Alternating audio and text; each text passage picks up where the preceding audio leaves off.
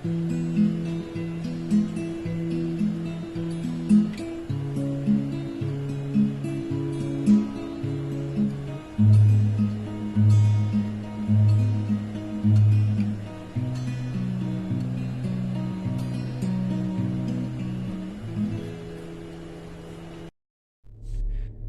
guys, welcome back to the podcast, Sleeping Bee Podcast. Jason here. Trying to figure out how to not get my camera to flip whenever I have it front facing, but more of that old man syndrome shit. You'll get that from me a lot. But anyways, I'm over here at the in the Robledo Mountains at the Prehistoric Trackways monument. So what I'm going to do today is I'm going to look for plants, obviously, in the Robledo Mountains, but I'm also going to be trying to find some fossils too. So let's see if we can't find some fossils. This entire area used to be underwater, and you can find fossils up until the early Permian period, up to 280 million years ago around here. There's some dry riverbeds and stuff like that you can look for marine fossils. We're going to start here at the what's called the Ridgeline Trail, and then you walk 1.5 to 2 miles to get to the discovery site, where a lot of the stuff has been excavated already for preservation in different types of museums. So if you're going to come out and you're going to look for fossils, just follow the leave no trace principles. Take only pictures and leave only footprints kind of stuff. Also, don't do any excavations out here. First of all, it's illegal. Second of all, don't be selfish and try to just take all the fossils and shit for yourself. It's, you know how I feel about that kind of shit. Just don't do it, okay? If you are a paleontologist or a geologist or something like that, and you have permissions to come out here and excavate some of this stuff, just be sure to check with the BLM to make sure that you can, because this is a Bureau of Land Management owned and operated. It sits on around a little over 5,000 acres. So I guess I looked up a little history about it, and it was actually a student. They were finding bits and pieces of fossilized stuff. But a student, I believe in the 80s, of New Mexico State University, actually, pretty much, I don't know what he was a student in, maybe geology or one of the branches of geology, like paleontology or something, but he thought, well, shit, if there's some, there's probably more, and it turns out that there was a bunch more, and so he, went and did his thing, and this became a national monument and a very, very important site for scientific study of these fossils and past life, like I said, up to 280 million years ago in the early Permian era. So let's see what we can find, guys. So this has nothing to do with plants or fossils, but let me just make a gripe real quick. If you are going to take these dog bags and you're going to pick up your dog shit and you're just going to leave these bags here, you are a piece of human fucking garbage. You might as well just leave your dog shit, because it'll decompose, and now it's going to be stuck in this fucking plastic bag chilling here for thousands of years before it actually can decompose. So congratulations, whoever did this is a piece of total fucking dog shit. Alright? Almost got snagged here.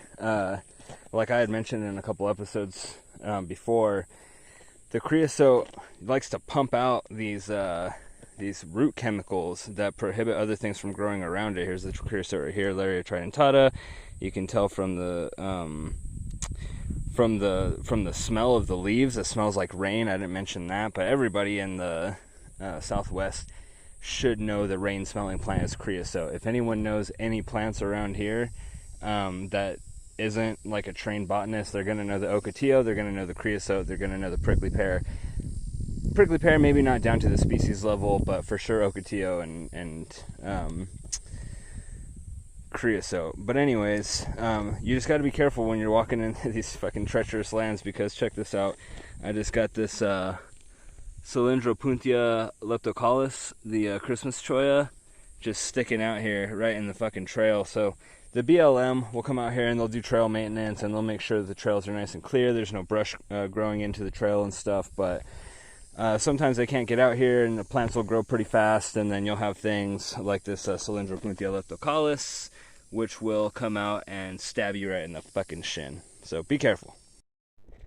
So it looks like there was a little bit of human intervention that happened here. You see how deep those sticks are buried? Those they call them wands. For this Ocotillo Focieria splendens plant. So if you look at the actual Focieria splendens plants that are growing naturally, you can see that the sticks don't just like shove right into the ground. Okay, there's a little bit of the stem there and shit like that. But these ones, they don't have that little root flare kind of deal going on. So just the way that it is, if you know the land, and you know the plants, and you know the way shit is formed, you should be able to tell that this looks like someone probably just cut some fucking Ocotillo wands and then shoved them straight in the ground and tried to get them to root and clone that way. Who knows, maybe it worked. I'm not sure. Apparently Ocotillo's fairly easy to root, but I've never actually tried it myself, and the woody plants can be kind of tricky when you're trying to root them, because some of them have all the auxins that they need in order to form the roots. Some of them don't, and then on top of that you have 3 different types of wood. You have the softwood, you have the semi-hardwood, and then you have the hardwood. So depending on the type of plant is when you're going to have it's going to depend on the type of plant to get the specific type of wood to be able to make it eligible to be cloned. And then there's different rates of rooting hormone that may need to be applied, either IBA, which is indole butyric acid, or IAA, which is indole acetic acid, both synthetic forms of auxins that'll promote root growth. But a lot of these woody plants, they don't really have, unless they're like cottonwoods or some shit, they don't really have a shitload of auxins, a shitload of this plant growth hormone that'll allow them to root. So more often than not, you'll have to apply rooting hormone at certain percentages. Certain percentages are too high, certain percentages are too low. So like there's a lot of trial and error when it comes to rooting plants that don't form enough auxin to root themselves. So here, if you can kind of see, we might have little pieces of a shell here, or those might just be striations in the rock, but looking at the rest of the rock, it doesn't striate that way, so I don't know. See, I'm trying to get better. I really suck at paleontology and really geology, and like you turn that around, you see like a spider molt, which is kind of cool. But I'm trying to get better at this shit. So it may or may not be a shell, but it looks like it might be. Very fucking hard to tell. Very hard to tell. Let me know if you know, and let me know how to tell. Leave it in the comments.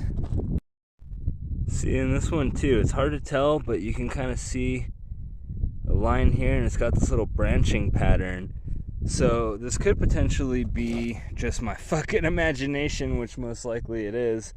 I'm really got to brush up on my paleontology, so I'm sorry if this episode's kind of wishy-washy, but I'm hoping that I just I'm not presenting this as fact or evidence by any means, but I'm hoping that I can at least get people that know what the fuck they're talking about in the comments to let me know whether I'm just tripping and I'm seeing fossils where there aren't fossils, or if there actually is, if I actually am discovering some of this shit. Or not discovering it, but actually finding it or whatever. So let me know in the comments. Just so you guys know, there's not a huge diversity of plant life around here. A shitload of creosote is the dominant vegetation, Laria tridentata, a shitload of Ocotillo, which is Focieria splendens, and also a shitload of Acacia constricta, or Synalgia constricta, I guess now, which is the whitethorn acacia.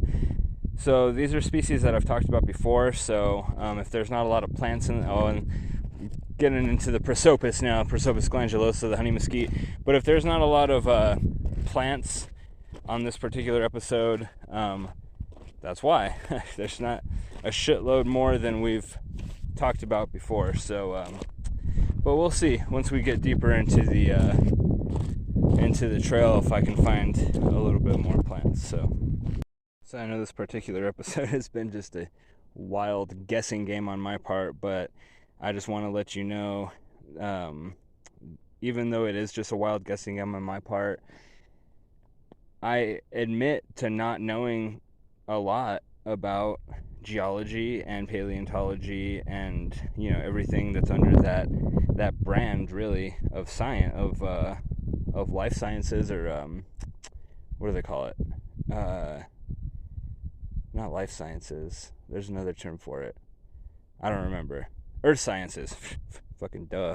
But anyways, this one is for sure a fucking fossil. Check this out.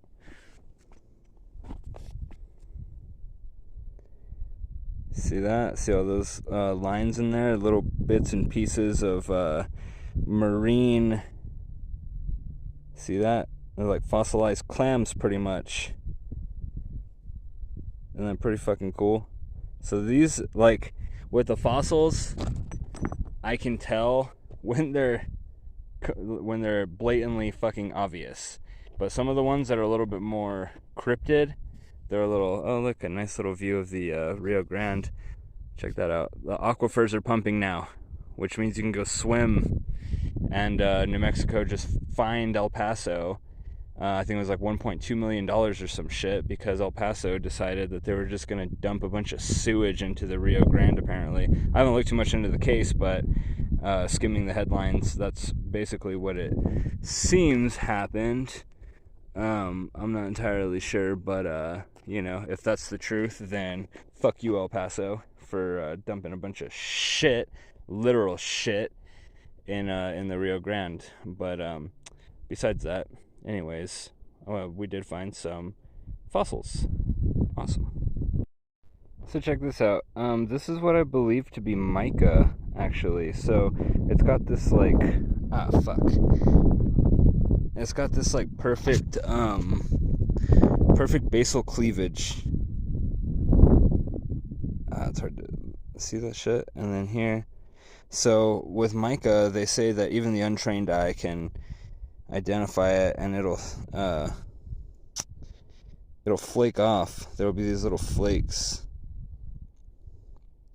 that you can peel off, and that's supposed to be mica, which is just a mineral that's made up of silicates. And again, the way to identify it is by the perfect basal cleavage and being able to flake it off into crystals. Or not crystals, but little plates, being able to flake it off into little thin plates.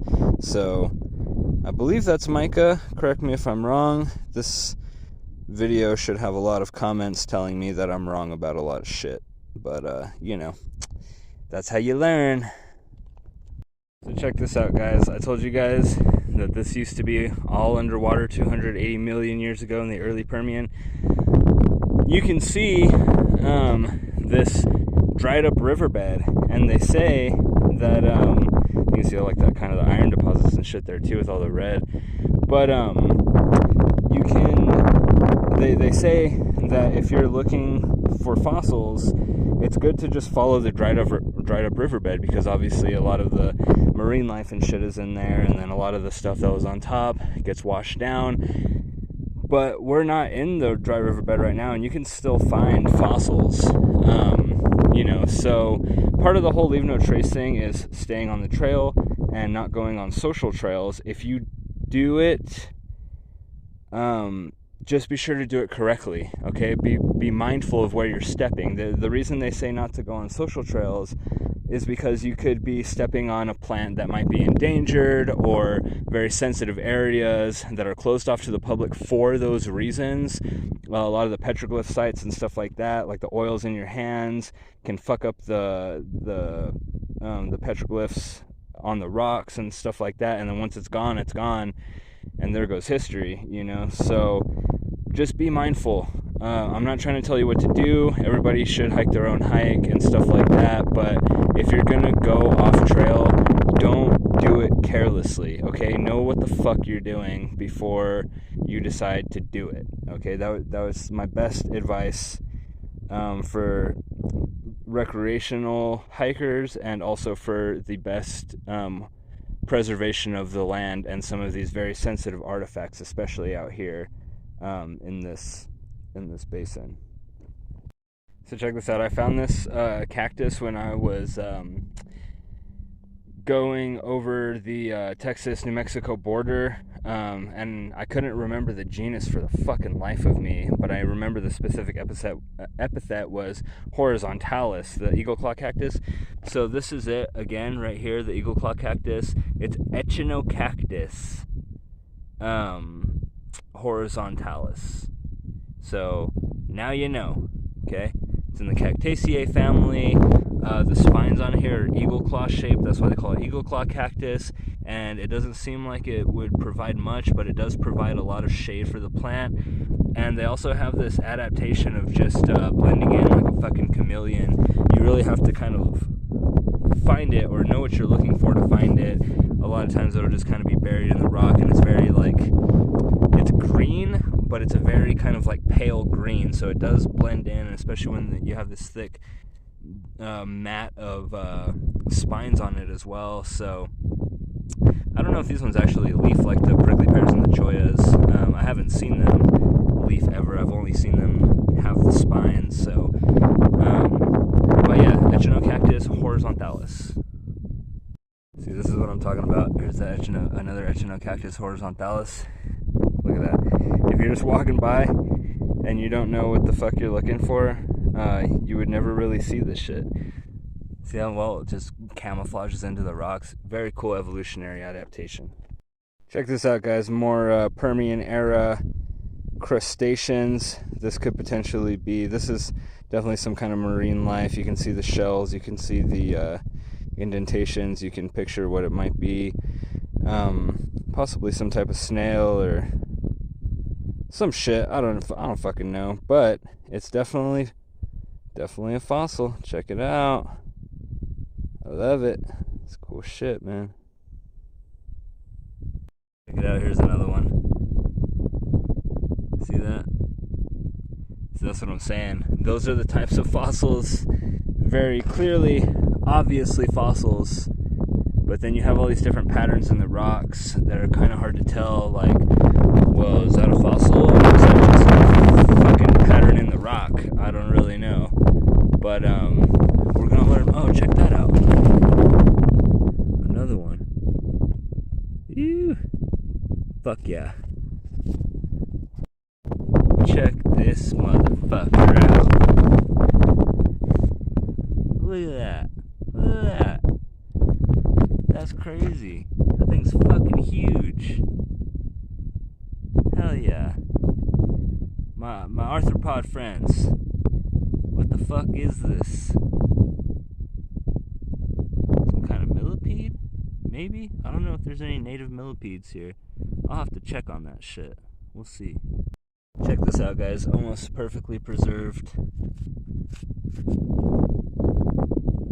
More marine life. More marine fossils. Pretty fucking cool.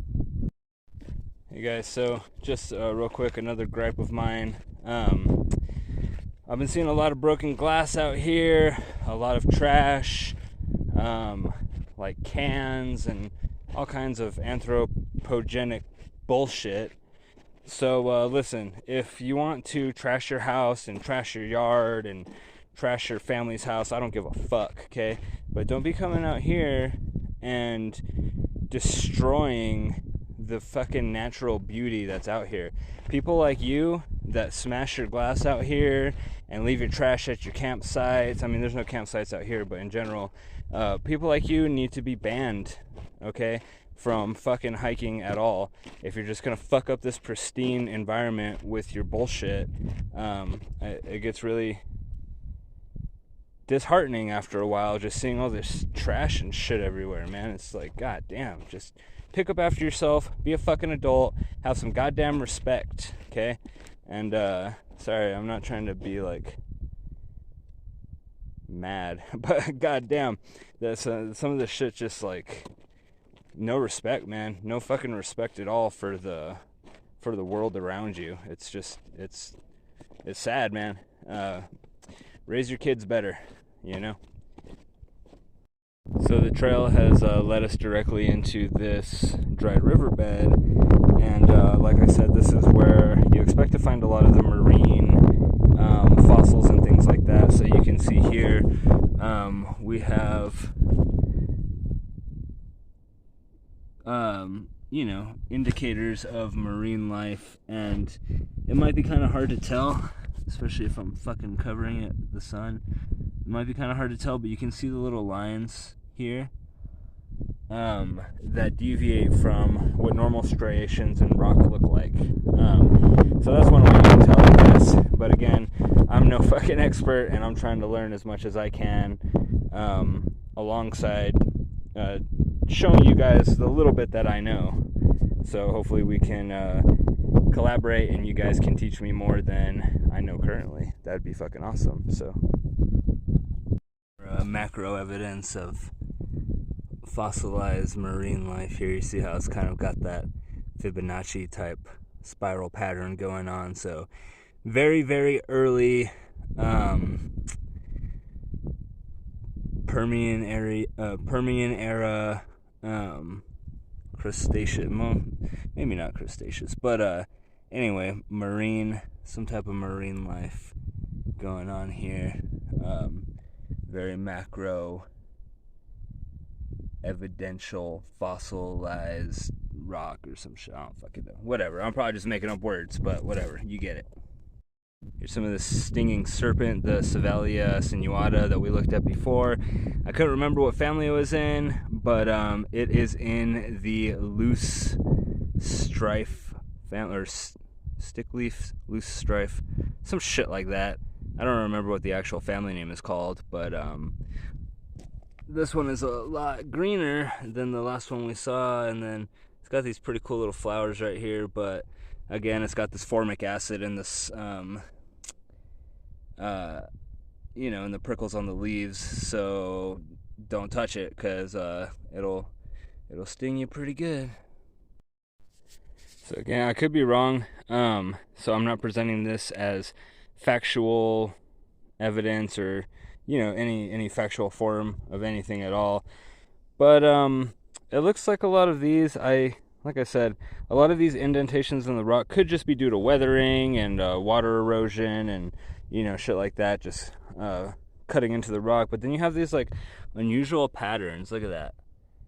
That doesn't look like it was formed by any water. You have just like very unusual patterns in a lot of these indents. So these might be the actual trackways that they talk about on the site. And again, I could be wrong, and, you know, let me know in the comments if I am. I'm never afraid to be wrong. I would rather be corrected than be wrong and go on thinking that I'm correct. You know what I mean? So, like I said, I'm going to do more research into it to find out. But, like that, like just the shape of some of these look like it might not be due to weathering, but actual Permian era footprints, or traces, tracks is what they call it. And then just a clarification as well, the Permian era, it's not dinosaurs, it's actually pre-dinosaurs. It's the pre-dinosaur era. I believe dinosaurs lived 65 to 66 million years ago. I could be wrong. Fact check me on that, or I'm going to fact check myself after this. But anyways, this is we're talking 250 million years ago. So way before the dinosaurs. So anyway, just keep that in mind, okay? So here's some kind of juniperous species. Might be Depiana, the alligator juniper, because I think that when they get a little bit older, they do get this kind of like shaggy, lacy, exfoliating bark, but I could be wrong, so I'm not going to call it Depiana.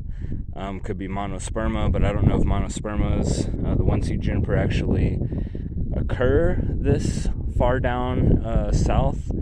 I'm not sure, to be honest with you, but it's definitely a juniperous species. It has the scale-like leaves, you can see here, and then those are the mature leaves, and then whenever it has the immature leaves, generally with most junipers, if not all junipers, they have the needle-like immature leaves and the scale-like mature leaves. But anyway, gin is made from juniper berries. So, fun fact for you, if you want to go and forage juniper berries, I think there's a specific species of juniper, though. I think it's the monosperma that they make the gin out of. But yeah, so you can go and you can forage as long as you know how to positively identify the juniper. But yeah, definitely juniperous species here.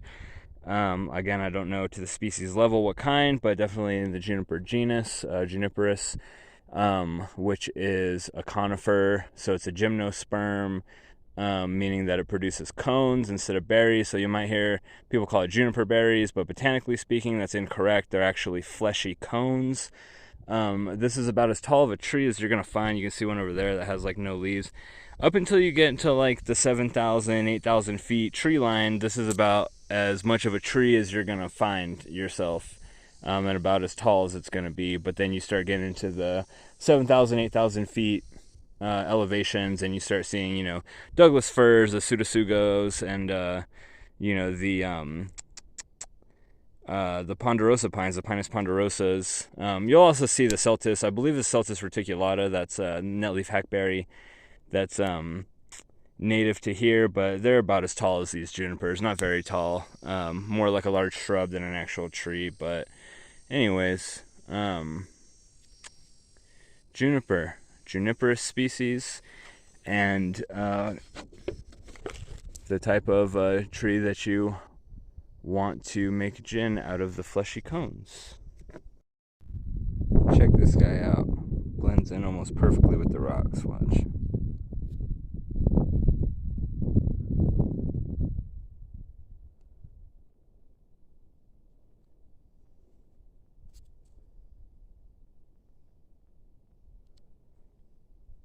Now I'm no good at identifying.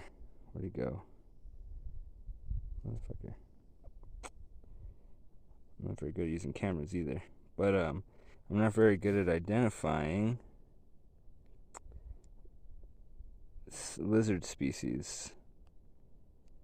And this is probably not a very clear shot to tell my herpetologist friends to help me out.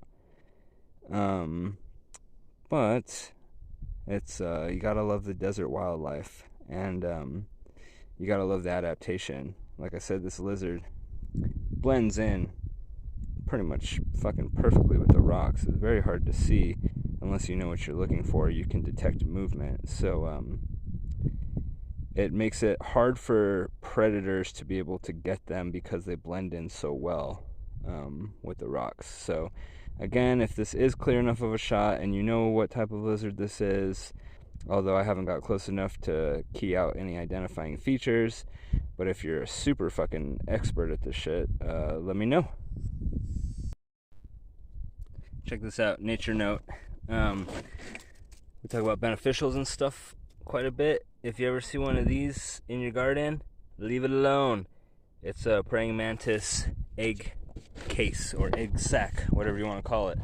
But look, here's another one. This shit's all dead, so it doesn't matter if I rip the dead branch off, okay? Focus, bitch. My phone never wants to focus. But anyway, you get the idea. You've probably seen this shit before. If you do, leave it alone. It's good. It's beneficial for your garden, okay? Praying mantis egg case. Motherfucker. I hate this shit. It doesn't focus like I want it to. There it is, kind of. There, kind of. Yeah, bitch. You can see the praying mantid eggs already emerged out of here. The little larva already emerged. But, so that's a spent one. But it remains the same.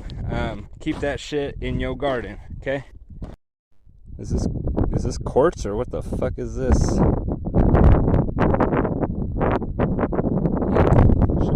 I got a book on rocks and minerals and gemstones. I'm definitely gonna be, after today's adventure and all the guesses, I'm definitely gonna be brushing up on that shit, and hopefully can bring you guys some solid, concrete, factual shit next time I decide to go fossil hunting. Alright guys, it's hot as shit.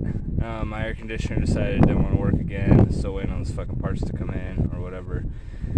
So I'm gonna wrap it up quickly, but hopefully, I don't know how long this episode is going to be, but hopefully you enjoy it, even though it's a lot of rambling about me just like really not knowing what the fuck I'm talking about.